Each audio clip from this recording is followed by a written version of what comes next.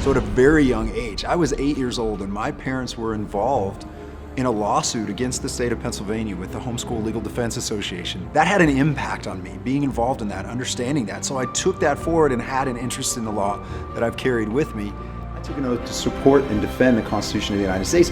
So every military member does that. So if the military members' rights are not protected, they're not protected for the rest of society. These are the individuals that are actually willing to risk their lives to fight for the Constitution and to protect society. You is this. If you are a Christian, you need to understand that part of your Christian walk, part of your faith journey, is that God is going to call you for a moment. There will be a phone call that comes from for you. And I ask you this, are you willing?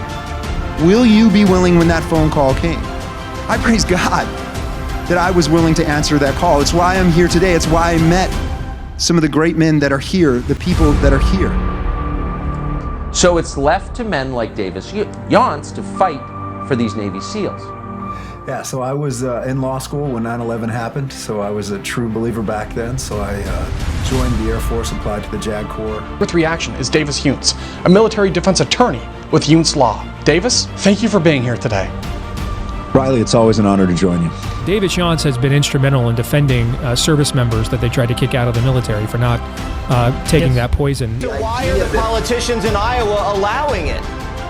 Fear. They're afraid to take a stand and they're afraid to challenge this. If you're a Christian, your sovereign king, the king of the universe, has already given you an order.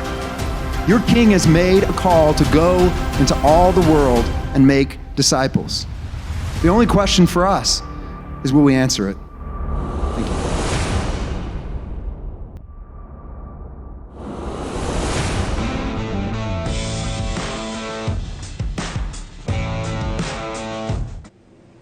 Welcome back to The Real Story. Justice. It's one of the most important cornerstones of America, and the reasons why are quite clear. Justice ensures accountability.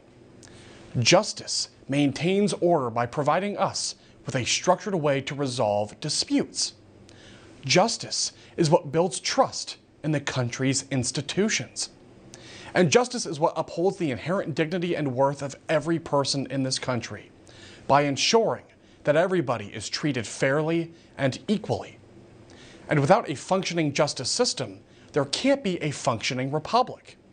And that theme lies at the center of our next story, which is all about the latest updates about the ongoing criminal case against former FBI Director James Comey. So Comey, a man who's no stranger to controversy, stood before a federal judge in Alexandria, Virginia on Wednesday for his arraignment on charges that stem from his testimony before the Senate Judiciary Committee in September of 2020. And he pleaded not guilty in a criminal case for which he's facing 2 counts. One for making a false statement to Congress, and another for obstructing a congressional proceeding. And it all comes after he was indicted on September 25th. Now, prosecutors allege that he misled senators about authorizing leaks related to an FBI probe, details that echo back to the days of the bogus, partisan Russia collusion hoax, something that is clearly criminal. However, Comey has denied any wrongdoing in the case, and now his trial is set to begin next January. And as for his defense in the case, his legal team is already gearing up for dismissal motions, arguing the whole thing is politically motivated. His team is also challenging the appointment of Lindsay Halligan, otherwise known as the U.S. attorney who brought the indictment against him.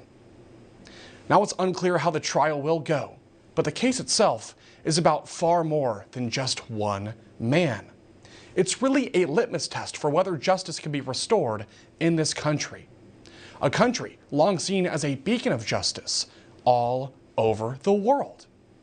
Now, here to help us make sense of this ongoing case is Davis Younts, a military defense attorney at Younts Law, and Keith Gross, a legal analyst and constitutional attorney. Gentlemen, thank you for being here today.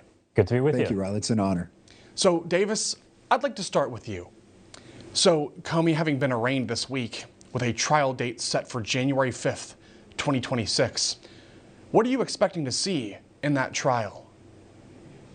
I think it's going to be an interesting trial as this plays out. I think we are going to see motions to dismiss. I think that trial date, every effort is going to be made to delay that trial date and make this kind of a political circus if they can. But it's going to be very interesting because the real question is going to come down to, did he intentionally mislead Congress? Did he make statements to senators that he knew at the time were not accurate? And it looks like the evidence against him at this point is damning. So I am glad that they are pursuing this. I'm glad that finally there's going to be some accountability for what appeared to be lies that were used for political motivation to try to end the Trump campaign, as well as to potentially go after and prosecute Trump and Trump allies. So it is good to see the process working. It's good to see the process play out. And we've talked about this before, Riley, that the process can be the punishment. It's about time that an effort was made to hold individuals from other administrations accountable if they did, and if he did, in fact, attempt to mislead Congress. So just to follow up then, and this is a hypothetical, but just for the sake of the conversation, were Comey to be convicted on one or both counts here, is there a serious possibility that he could spend time in prison? I don't believe that there realistically is. The maximum punishment you're typically looking at for lying to Congress is going to be 5 years, but I don't see that. He's going to be a first-time offender. There's going to be other mitigating factors here. If it really looks like all these motions are going to fail and there's going to be problems in this case, then I would anticipate that his legal team will try to come up with some sort of a plea bargain in order to avoid jail time. So I don't expect we'll see him actually serve jail time in this case. That's not typically what happens. I mean, some folks have served short sentences for this, but I don't think that's where this is headed. But it is important to understand that the process, what's going to happen at the trial, as well as if there's a conviction, that will go a long way for accountability. Okay, well, so maybe he doesn't spend time in prison, but what about some other ramifications?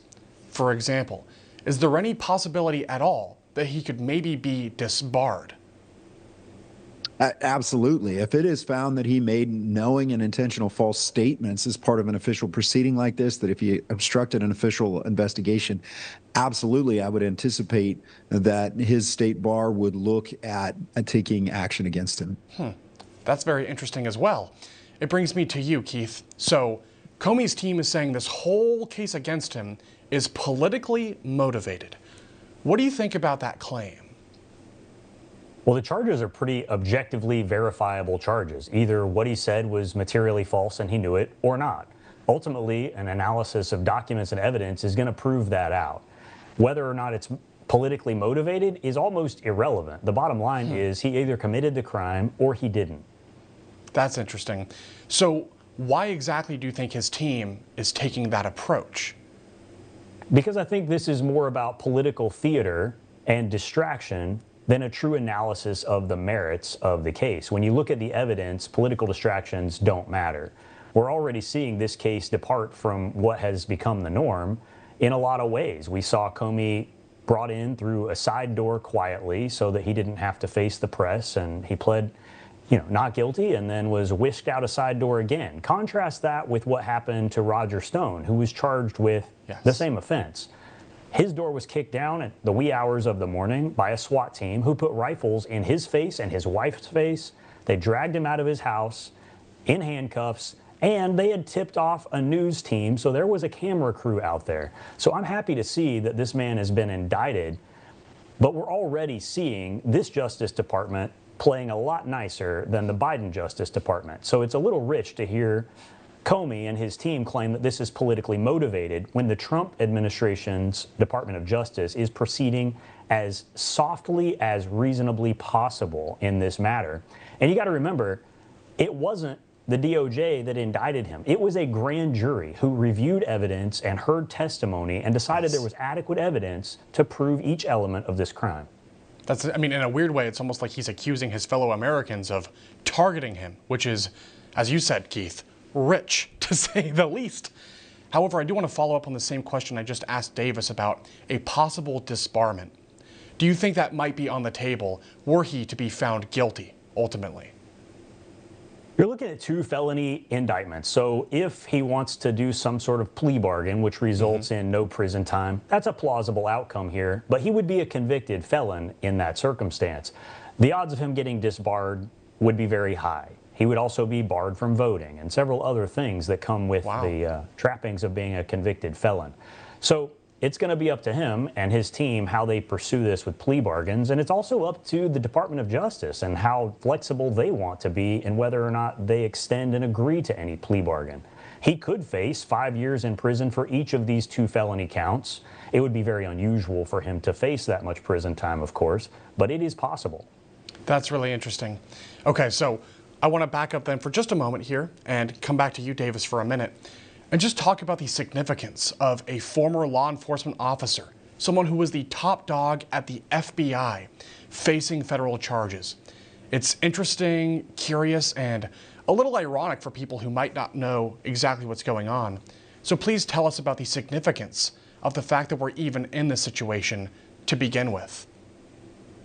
Look, it appears that James Comey was directly involved with using the FBI and federal law enforcement for political purposes to help defeat President Trump's political campaign and to aid in a Democratic victory and a Democratic taking of the White House. So this is an example when we talk about deep state, right? Some people laugh and think, oh, this is a conspiracy theory. This is exactly what I think President Trump often refers to when he talks about the deep state, using taxpayer-funded federal institutions, these institutions that are supposed to be about investigating crimes. They're supposed to be about protecting innocent people and using them for political purposes. So I think that's what's so important about this. And if it does go to trial, I hope the American people become more and more aware of what was done. Because whether or not they get a conviction, whether or not they prove ultimately based on the facts that he intentionally deceived Congress, what does become clear is what he was engaged in and what he was involved in. And it appears, and in my opinion, it was perpetrating a fraud on the American people in order to aid political allies and try to defeat a political enemy. Absolutely. Now, Keith, I want to come back to you for just a moment. Final thoughts to wrap up this whole conversation, because it's crucially important what we're seeing happen right now. It feels like a restoration of justice. I want to get your thoughts about the significance of this case, number one, and number two, your key takeaway from it thus far. It's a significant time when we see someone who owes the American people answers being held accountable. Comey's testimony to Congress was testimony to we the people. That's our representation up there in Congress. And when he answered those questions, he was supposed to answer them truthfully, because we the people are owed answers from those who work for us. We're supposed to get the truth. And what we saw was an extensive pattern with Comey and several others in what appeared to be a very large conspiracy to do anything but present the truth.